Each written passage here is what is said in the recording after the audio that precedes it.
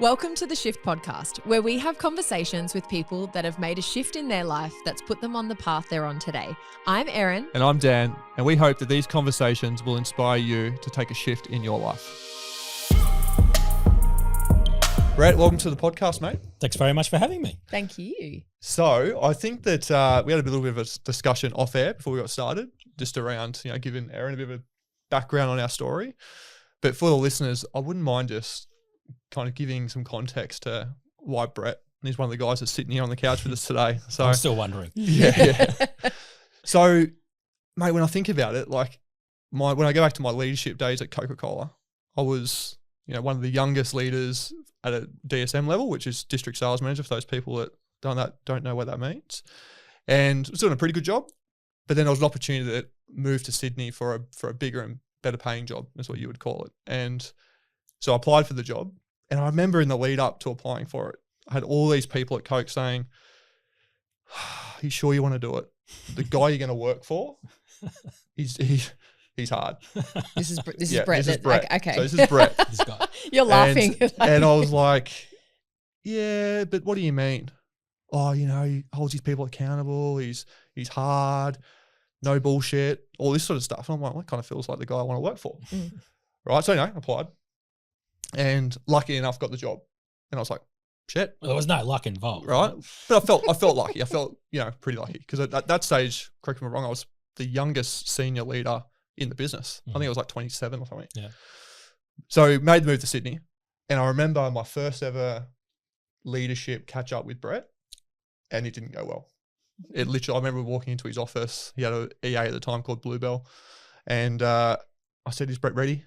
It was my first ever experience having a manager that had an EA as well, so it felt like really serious. "Yeah, be ready in 2 minutes." Okay, cool. 2 minutes, bang on the clock, the door opened, I walked in, and I had to give my update on the key account portfolio. And I thought I had everything nailed. So I went in there, I said, "Yeah, this is what's happening, blah, blah." And then Brett started challenging me on some stuff. "Well, what's happening here? How are you closing the gap?" And I didn't know the answers. And he knew. And he said to me, the meeting went for no longer than 10 minutes. It was supposed to go for an hour. And he goes, "Mate, I suggest you get your shit together. And then when you're ready and you're prepared, you come back and see me." And I fucking tail between the legs, walked back out with my paperwork. They were right. But that was the moment that I went, this guy's not fucking around and I'm going to develop under this guy. Yeah. And my next meeting, I was over prepared. Literally had every single thing. So that's how Brett and I met, and we'll unpack, I guess, our relationship today. But yeah, so welcome, mate, to the podcast. Oh, it's great to be here. Yeah, great. I'd love to go back to where did your leadership journey, how did it even come about? So you obviously ended up at Coke for a long time, but talk about what happened before Coke. So pre-Coke, I obviously went to high school. I haven't got a degree. I'm not uni qualified. I'm not especially clever or smart. I've literally pinned my career down to effort, being curious, and always challenging myself to push myself that little bit farther, 1% better every day. I'm not renowned for taking feedback well, and there'll be possibly some former managers that may see this podcast and they'll go, "Yep, that's right." It is what it is, right? Yeah. And I've had to accept that through my career. Yeah. But pre-Coke, I left school. Went to St Patrick's College in Shorncliffe, fantastic school.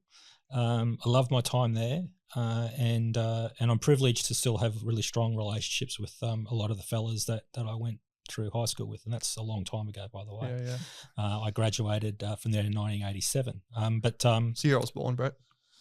Just let you know. Good times. Yeah. So great year. Yeah. I had no desire to go to university. I probably squandered my 11th and 12th year at school because I was more interested in sport and girls. And I ended up doing a retail cadetship with Coles Supermarkets. Probably not the proudest time for my parents, but at least I was independent and I was out there learning and earning, so to speak. And I really enjoyed my time at Coles. I got through my retail cadetship. I got a store appointment as a grocery manager and then a relief store manager. And I'd always had this burning desire to learn as much as I can, but I'd always had relationships and a network inside the Coke business, and that was just a legacy from Dad. Some will say it's nepotism, but you got to leverage what you got, and networking, no matter where and how you've come across that network, I think is really, really important. So there was a fella by the name of Lyle Sheen and another fella that also worked in the business and closely with Dad, and I'd always had a really good relationship with those blokes. Anyway, I managed to get myself a merchandiser's job at Coke, which isn't glamorous. I left Coles, took a massive pay cut, but I thought this is just the start. So I worked my butt off, built displays, put up posters, filled fridges, did resets. Basically, I was the rep's dog body. I was working on the south side of Brisbane, so it was pretty big and it was expanding, and Coke was just going nuts. They literally, we owned the market. It was like 90 plus share. Every corner shop had a Coke fridge. So my services were in demand. So I just applied myself, busted myself out of that job as fast as I could, and then became a rep, and then just kept working on that. So, so my pre-Coke time was pretty tight, and it was all Coles who taught me about retail, systems and processes, discipline. You work hard. You don't get paid for every minute that you put in. Soul destroying work sometimes. But it really set me up. Great. Amazing. It's what was that transition like, going from Coles, where you're on your retail front, to then being the supplier of the retail? Like, how did you find that transition?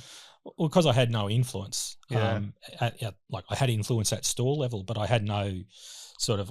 There's nothing I could influence as far as any of the suppliers. Obviously, I had my preferences, and people that used to look after us and at store level really well. And Coca-Cola was always one of those. And whether that was by design or just by relationship, people can figure that out for themselves. But there was always obviously a bias. But I found the transition to be wonderful. I mean, on paper, on face value, if I went to the bank, they'd say that's the dumbest decision ever. But it wasn't about making the decision for that time. It was for the years to come. And the Coke system was an aspirational system to want to be working in. And I was privileged to be able to access roles and get responsibility, be given responsibility in that space. Fantastic. So a little bit off topic, I worked in advertising and marketing. And we were doing a bit of a workshop on how important advertising messages are, no matter the brand, no matter how big you are, no matter, you know, how cocky you get in market. And I heard a statistic that Coca-Cola took a year off global advertising because they thought they didn't need it, you know. And it's one of those things where people think that the brand has gotten to a point.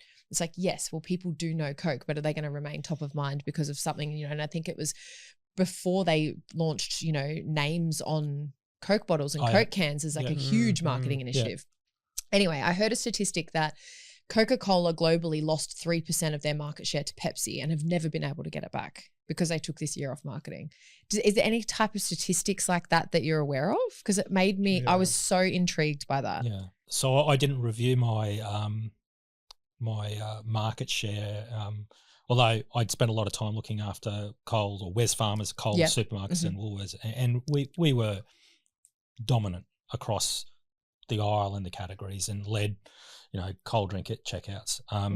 But staying top of mind, staying in front of consumers, being within arm's reach of desire, which is one of the key motivations for us about being within arm's reach of desire. That was always the key. They, and I suspect they still do today, they would be interrogating transactions, market share, mix changes across the packs, demographic, where transactions are happening geographically, where they're represented and underrepresented. And that's really important because that's a volume business. And 3 points in share, that is massive. And, you know, the share, the relationships that Dan and I were gifted from our previous leaders in that business, and the ones that we maintained over many years while we were stewards of the brands. I look at it today and they have been destroyed.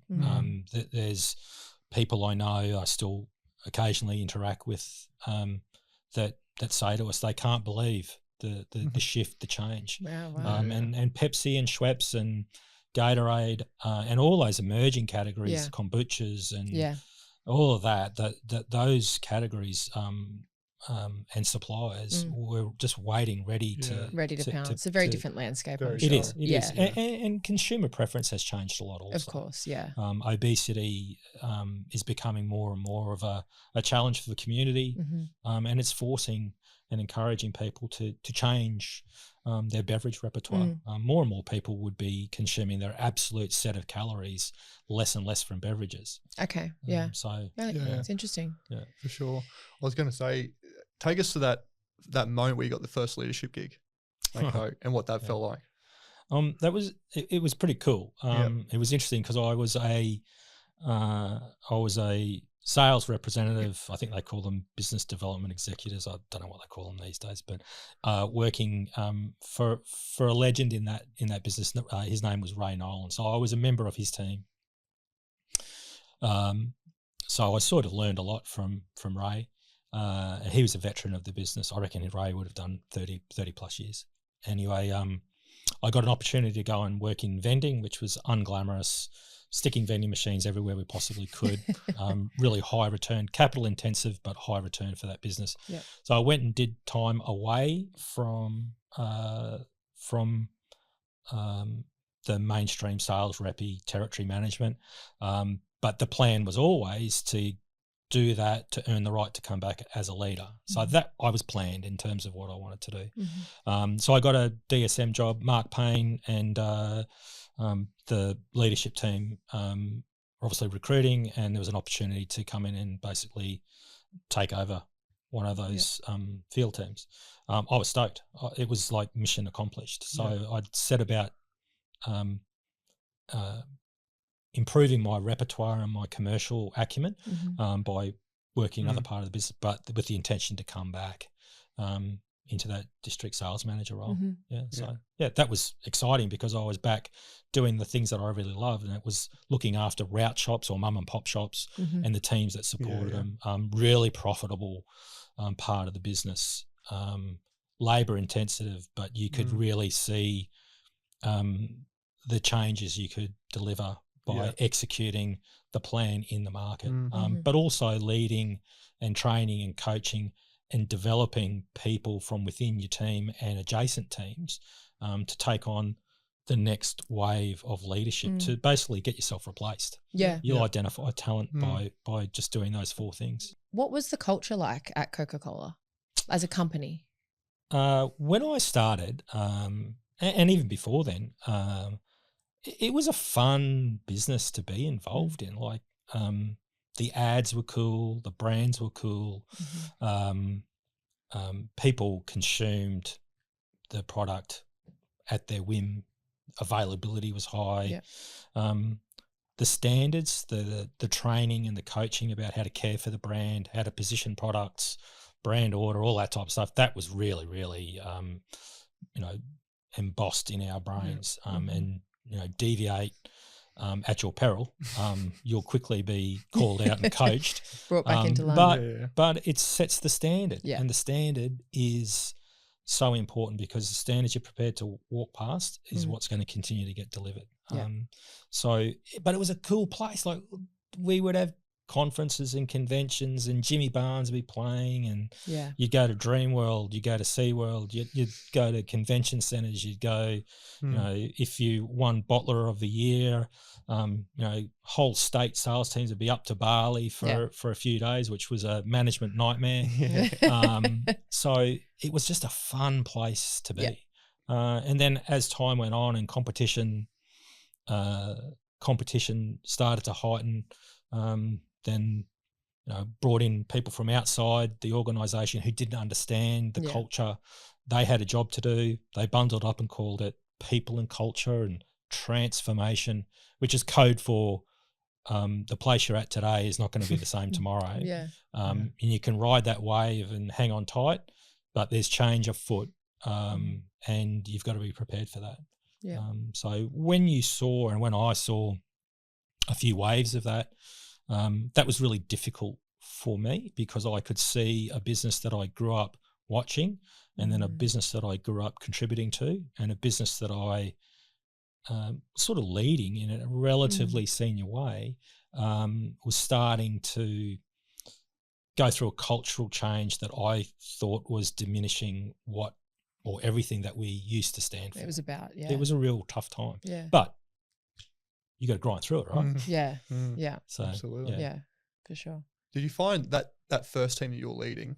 I know for me, when I took my first leadership job, it was an eye opener. How many direct reports did you have in that team? I reckon I must have had about 8 territory managers, reps, BDEs, and a merchandiser or 2 to share between one or the other. So it's a decent team, right? So I'll call it 10. Yeah. So you've got that team, and you get the keys to the team, and then you start to uncover, strengths and weaknesses and opportunities. And you talked about coaching and developing the team.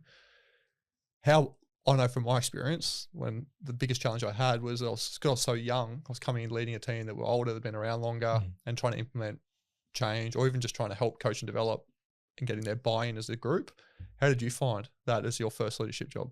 I found it challenging, certainly challenging, but it was a little bit easier for me because some of the people that were in that team were people that I'd worked alongside as reps. So they sort of knew what to expect. How you operated because they as a were person. sort of peers for a period of time. Sure. And then I came back, and, the fundamentals don't change in a year or 2.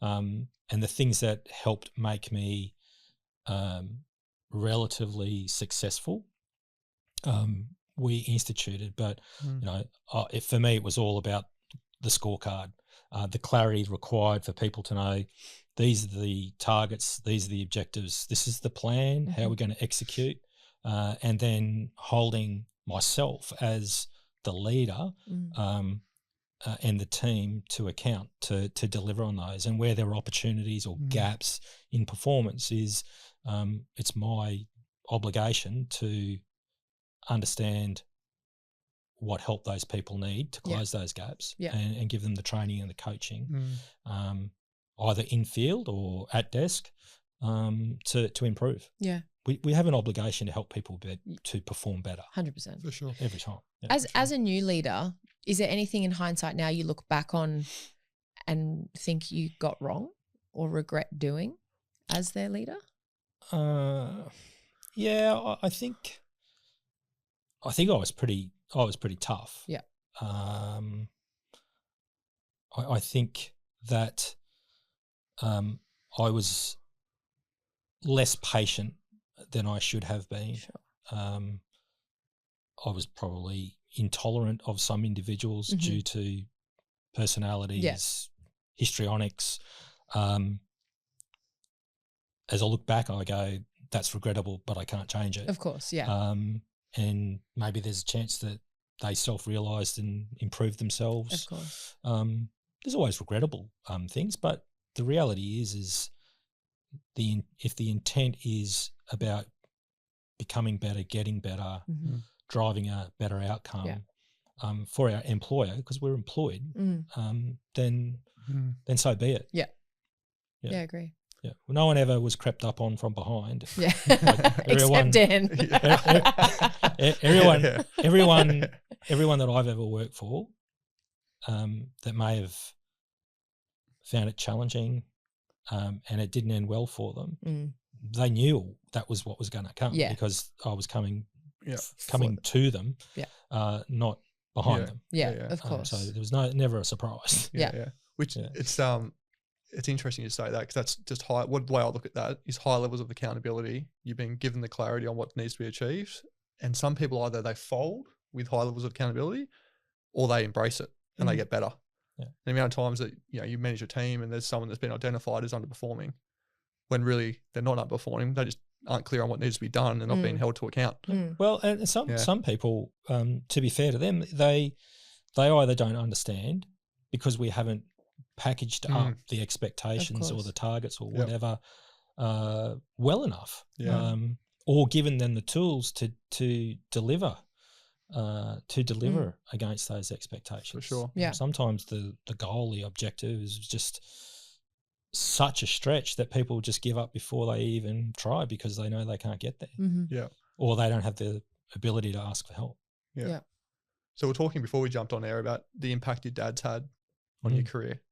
And I'd love to kind of unpack that a little bit as your journey kind of goes through Coke, because we've started at the start, but obviously end up being one of the GMs at Coke. And talk about your old man and what sort of impact he had on you. Yeah. I spent the last couple of days with Dad, and he's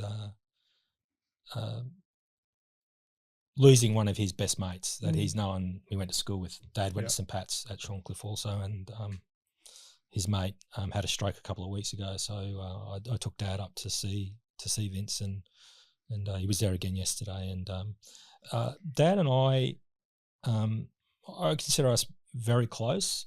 We talk probably not as much these days as we used to when we were in each other's pockets working, but he's my hero. He was my idol. He is my idol. And he's taught me so much, and there's never going to be a time where I'm going to be able to give him sufficient credit for what he's taught me and the impact. He's fiercely dedicated to his work. He loves the share market and trading, and unfortunately his health doesn't lend itself these days for him to be as active in his share trading. And where I can, I sort of help him have a little tinker now and then. But sharp man, articulate, brilliant on the numbers, really good at influencing people, can build relationships and connect, calls shit out when it needs to be called out, holds people to account, and they're the things that I guess have been distilled through that lineage and the relationship I have with Dad. But I've also got to credit Mum, because Dad spent a lot of time. He put in more hours than people would be expected to put in these days by any stretch of the imagination. And Mum, she wasn't a solo parent, but she was the anchor that basically kept the family together, kept the household running, and she also didn't take any shit. Mum called it as she saw it, and I love Mum to death, and I'll do anything for my parents. But Mum was really responsible for bringing us kids up. Sure. And did a lot of the discipline, and then when the heavy discipline was required, then Dad was called in as reinforcements more than anything. But, I had a wonderful upbringing. I always had what I needed. Dad was always my inspiration. I somehow, some way, I knew that I wanted to be a Coke man. Yeah. And I actually couldn't help myself. There was a moment in New South Wales where I had a fancy car, and I put KOMAN on my rego plates.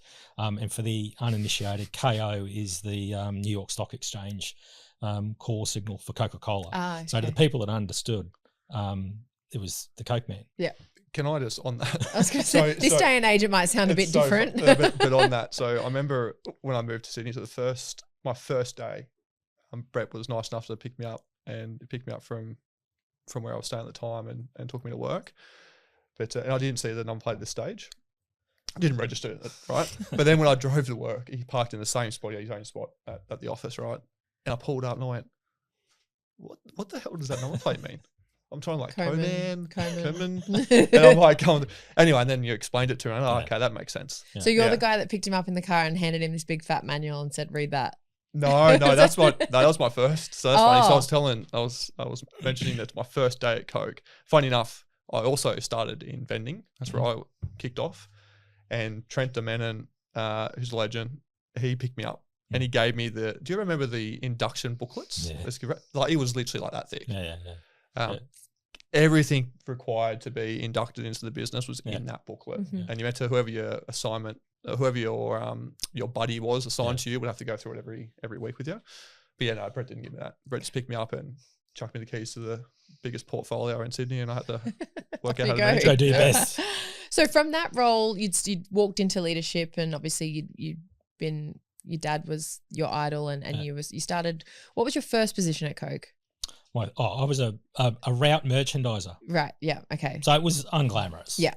So from that, walked into leadership, and then how did your journey at Coke progress from there? Like, where did you end up? I ended up as the general manager for New South Wales and ACT. Yep. Based out of Bryans Road, Northmead, but straddled between that office and North Sydney.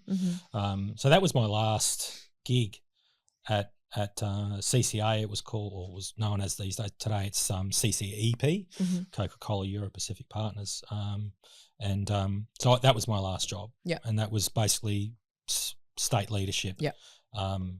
For pretty much all facets of the business from a sales perspective. There were functional leaders for manufacturing and warehouse and equipment service, which were basically the combination of those functional leaders were basically the site leadership team. Yeah, amazing. So that was my last job, and I think I got through, might have been 2, maybe 3 redundancy transformation. Good grief. Yeah. Transformations. And the first one, I remember I'd been appointed, and it was within 2 weeks, and they said, by the way, we'll just let you know that there's a redundancy round. You're leading New South Wales. Thanks very much.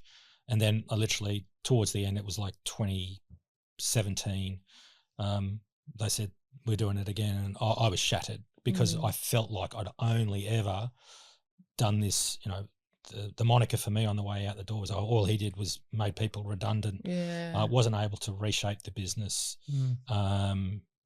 We had to trim costs, blah, blah, blah. I remember having the conversation and I initiated, I was the first of the GMs to do it from memory. And then there was a follower or two. I said, I'll do this. And it guts me to do it. But I'm having the last ticket out the door because you have materially changed my role and responsibility. And there's no way you can prove otherwise. I am taking the last ticket and I'm gone. Yeah. And what year? That was 2017? 2018. I finished up. Yep. Yeah. Okay. Yeah. Yeah. Lost. Yeah. Completely lost. Yeah. How was that? Because devastating. Yeah. Devastating. Took me forever to get over it. And,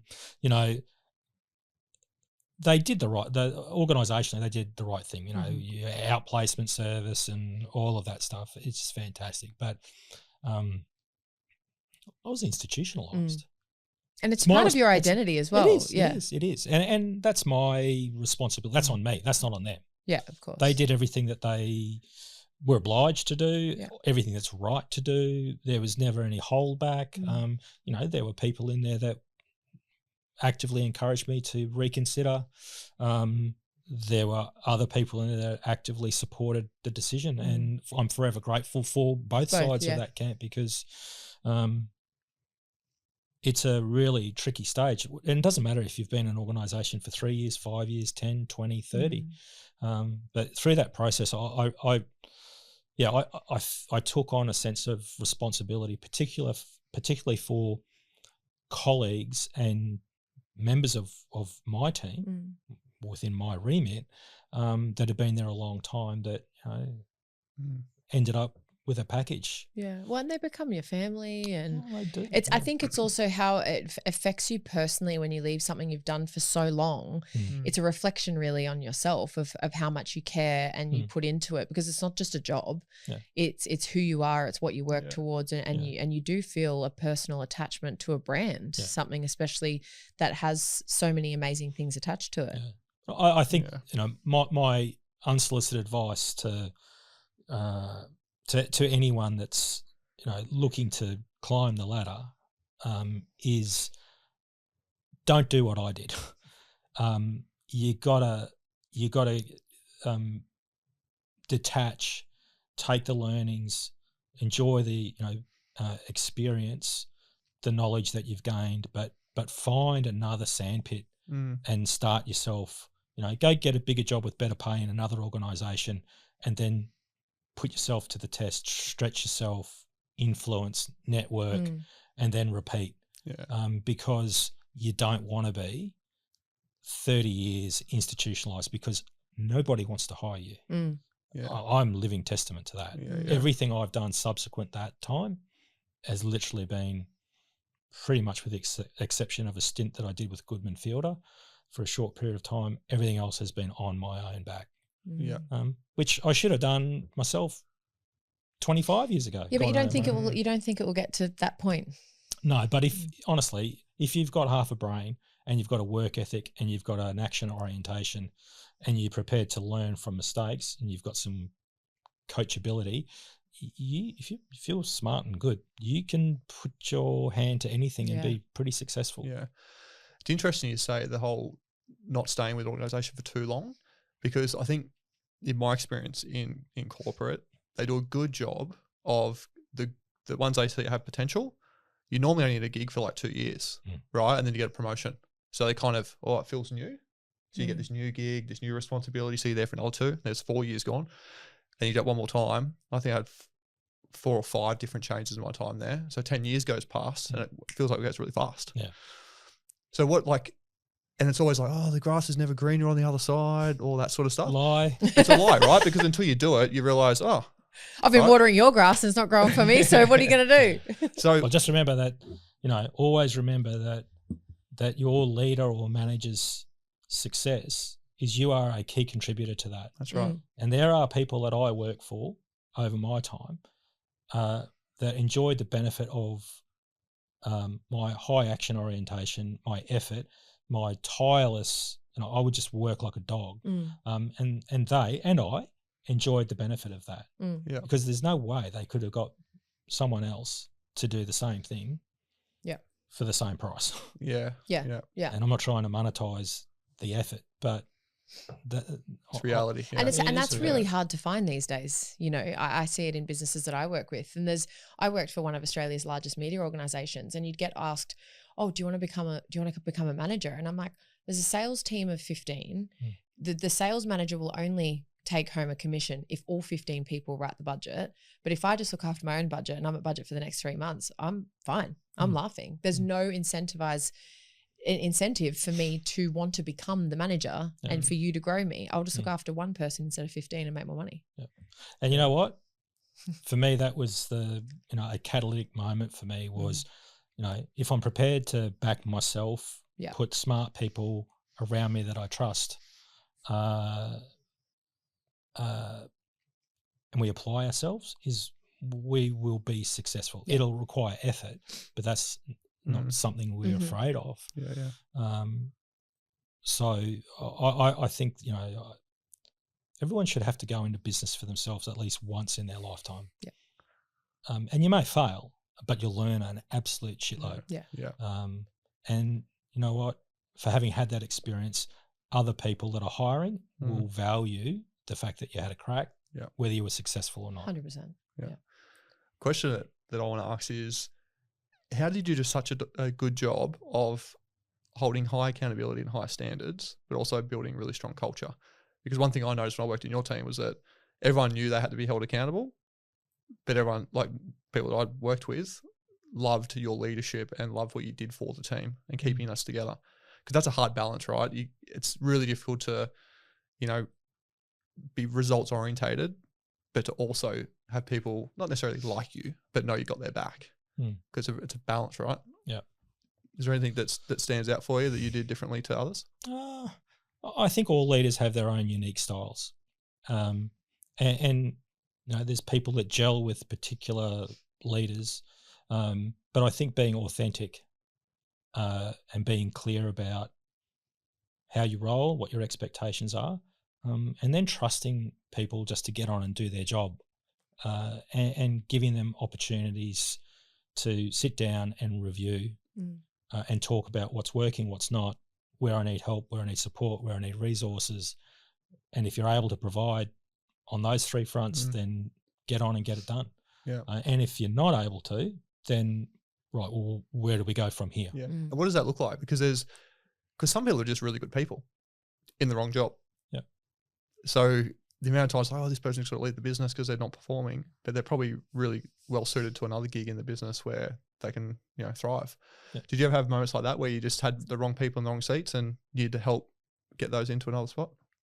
Yeah, I think, I did. And look, I'm not going to call people out. Yep.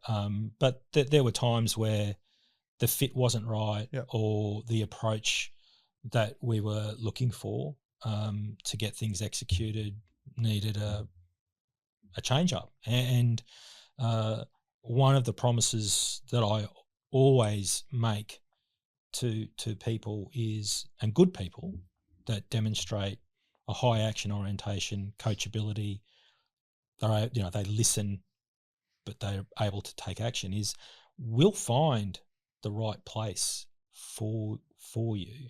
And it's not a race, it's at the right pace to get you slotted into a place where you can be your best. It happens in a really dignified way. And we just get on and do our best work in the best space where we're suited. Yeah, it makes sense. Yeah. And sometimes that's internally, sometimes that's externally. Yeah. Yeah, fair. Yeah. So you have to hang some shit on Dan. Like when he was working for you. No. When he was working for you, tell me a little bit about Dan. Good and bad. So and the ugly. This podcast might be finished after this. 38 minutes and 12 seconds. She's asked the claim. Yeah. I don't think I could hang shit on it. Like, I have pretty high work ethic. I would literally be at my desk between 7 and 7:15. And the thing I loved about Dan was he beat me.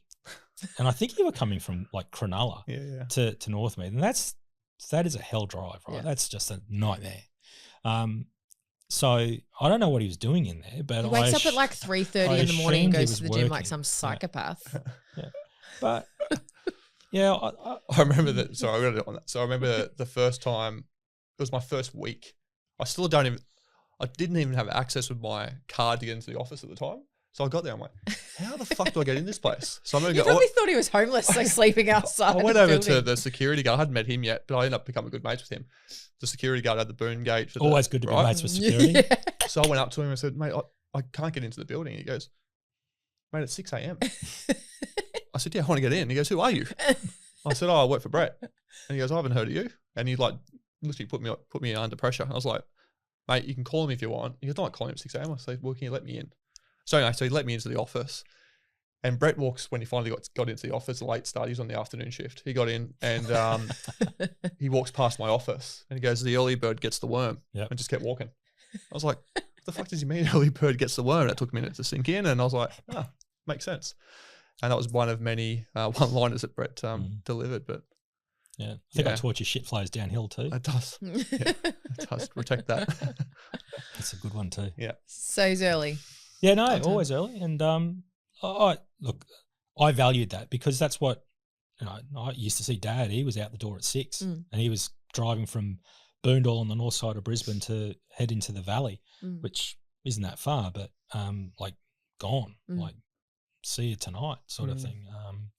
So that was instilled in me. And whether it's right or it's wrong, it is what it is I valued that. Now there were some other, people who were a bit more relaxed in their approach and, that's their prerogative. All I cared about really was that people were doing their work. They were bringing their best effort. They were looking after their customers and all their people. And we're all about executing the plan and, choose your own adventures, basically. Yeah.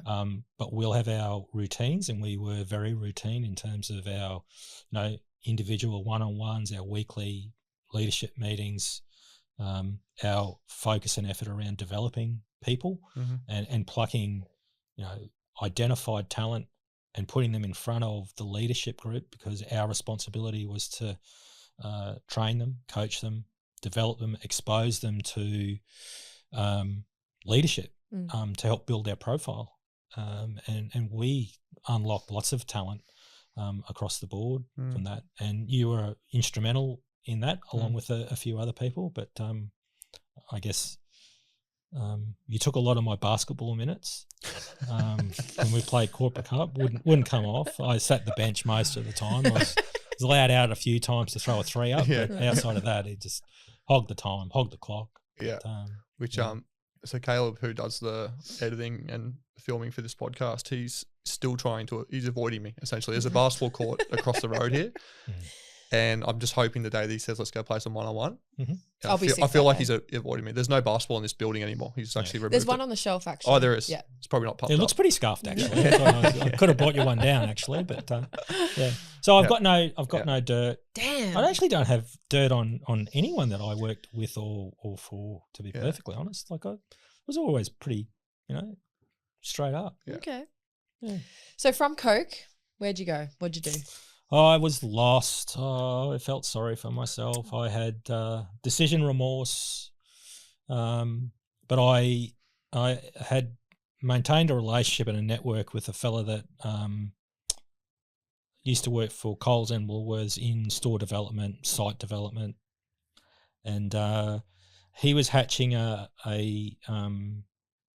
app that was a visitor and contractor management tool, basically to sign into the supermarkets, safety, alerts, really cool stuff. Was COVID when we really got cranking on that. And I invested a few years. I invested pretty much all of my redundancy money, thinking this would be cool. It was a subscription model. And so I was actively selling and helping execute trials. We landed a really big customer in Woolworths Group, and over time we kept commercialising, refining. They were very difficult to get a firm outcome and a commitment from, and I literally got to a point where it was like, there's no candy. I can't keep. I'm not on the never here. I've got to go and do something. So I sort of finished up there. And then it was time for me to relocate from Sydney. I was in New South Wales and Sydney at that stage. Time for me to relocate. Dad got a bad medical diagnosis. Mum doesn't drive. Come back to Brizzy. Sure. And my brother owns a real estate business on the Redcliffe Peninsula. I can sell. I got some capacity. Yeah. Come and give him a hand. So I did, and did that for a few years, and got to December 2024, and I thought, I can't take this anymore. Note to self: be careful working for family. But rather than make it awkward, go to war, blah blah blah, I decided with my current business partner that we would gracefully exit in December 2024, and on January the 9th, 2025, we started up our own real estate business in the same market, boutique, no shop front, doing our thing. Cool. So if I knew what I knew today, I probably should have left corporate 25 years ago, and gone into real estate, because whilst it's a bugger of a business and it's tricky and it's difficult, and you don't earn unless you list and sell, the runway is almost unlimited if you are prepared to put yourself out there, network, build relationships. Yeah. Long burns, super long burns to high reward. But rewards are good. Yeah. We're persisting and sticking at that, and investing to grow that business, because we can see that it will return for us over the long term. What did you take out of corporate into the world of starting your own gig? Like, were there any particular traits that you took from? You talk about building relationships and all that sort of stuff, and the selling side of it. Yeah. But was there something in particular that you think has really set you up to be, really good in this real estate game? Yeah, putting yourself in people's odds are. So the Jack Crew training, listen, acknowledge, explore, respond, smart questioning. People can't help but tell you their story, whether they're buyers or whether they're sellers. And it's amazing if you're prepared to demonstrate true listening and ask smart questions. People will tell you almost anything you want to know. So I sort of enjoy that. That's one of the big things that I've taken. Process, routine, scorecards, and action orientation will all deliver the results that you need. And you've just got to be relentless. As soon as you give up on any one of those, then you need to put yourself in check. Yeah. It's interesting. I don't know about you, Erin, but my house, I get about 35 bloody pamphlets from real estate people, right? And I remember one day I sent Brett a photo of how many were in my letterbox. So how do you, like, obviously you're boutique, but how do you go about, there's obviously a lot of competition out there. People go get a real estate license and they'll get a pair of loafers and some tight pants. It's the lowest barrier to entry role on the planet. And they'll go and start selling some houses and well, they may. They've got to list them before they can sell them. Well, you know what I mean? Like but it seems like there's a low entry to get in. There is. But I look at the skill set of some of these people just from surface level, and I look at your skill set and I go, shit, that it's chalk and cheese when you think about just relationship building from a standard point of view. How do you go competing in that market? Like, do you just stick to your lane and do what you do well? Or it's a tenure business. So we're up against some Ray White agents, Bell, Place, who are relatively new but emerging and very strong, great, sexy brand. McGrath, accomplished brands, but not everyone wants to do business with them. But those people have got tenure; they've been in the industry for a long time. So to list a property, you've got to earn the right to get a seat at the table, at the dining table, to have a conversation about what you can do for them, what's their property journey look like, and how you can support them, but how you can do a better job than all the others. So we've got to be the best speed dater, because that's what this is, this game. It's speed dating, because it's only a short time frame. You literally, from engagement or exploration phase to engagement, having authority to sell and settlement, that could be 90 days. After 90 days, they don't need you anymore, right? Until next time. Until they talk to their friends about who they used. Correct. And one thing that's lost on people is real estate is Australia's number one sport. It's not rugby league.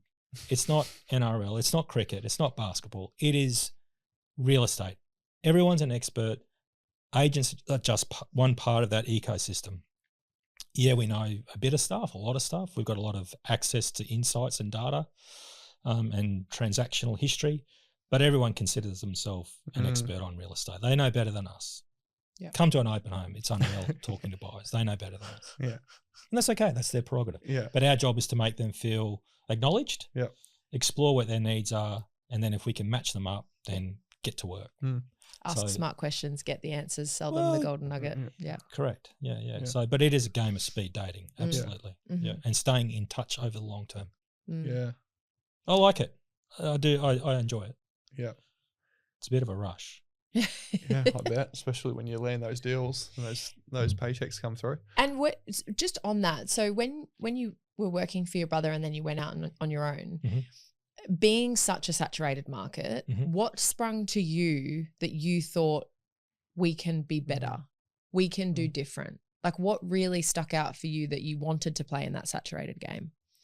I live in the market that I service, so that is an advantage. But then lots of real estate agents do.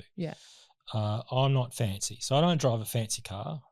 I sort of wear normal clothes. I don't wear, not a poser. I'm authentically me. I've actually owned properties of my own lots of times. I've bought and sold, I've flipped, I've renovated. I've got a track record and there's other agents that do that. Of course. But for us, we're boutique. We're not trying to take over the world.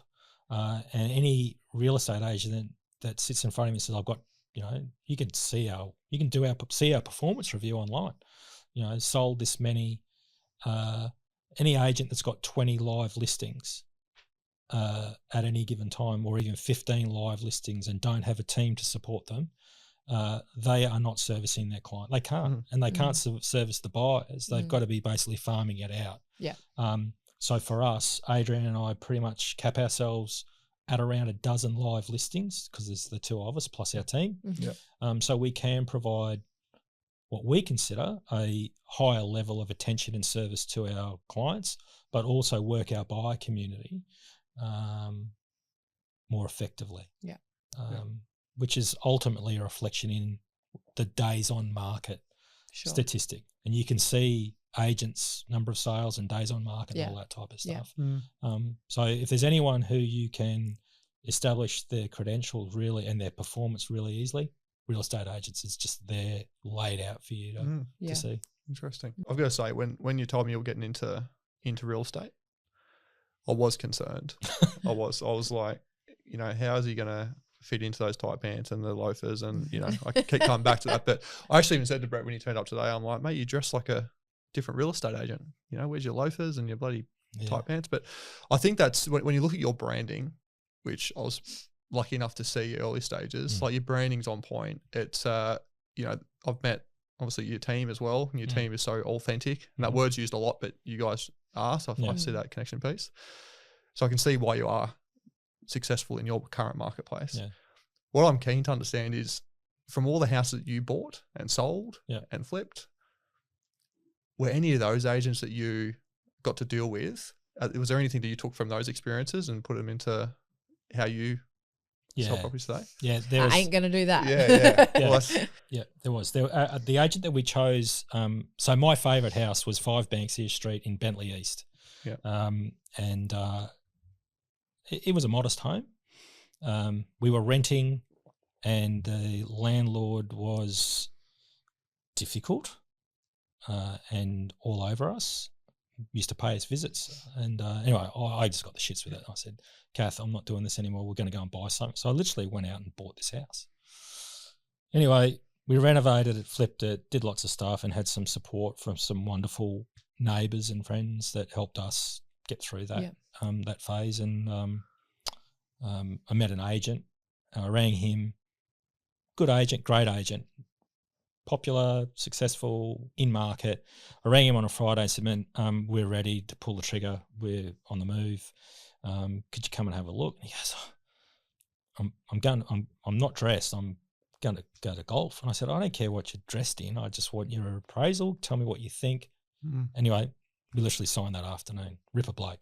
And he was for me, he was that sort of just a pea in the brain that goes, I could do that. I could be like that. And the result that he delivered for us was life-changing. It was just a ripper result. And I've stayed in touch with him ever since. He doesn't work for you? No, he's down in Melbourne. But a ripper bloke.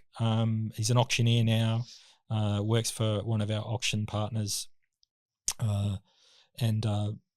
Fantastic fellow. And he just the way he rolled resonated with us, and it sort of gave me comfort and confidence that I could do it. Love that. So that conversation's gone so fast. So as we kind of wrap up today, is there any books or quotes or anything from your leadership journey that still sticks with you today that we could share with our audience, or might, help those up and coming leaders, find the path for them? So 2 things that Dad imparted on me, and you can Google this. The author is unknown, but it's called The Man Who Wins. Sorry, it's gender skewed male, but you can insert whatever the woman or whatever you want to call yourself these days, you can get away with, I think.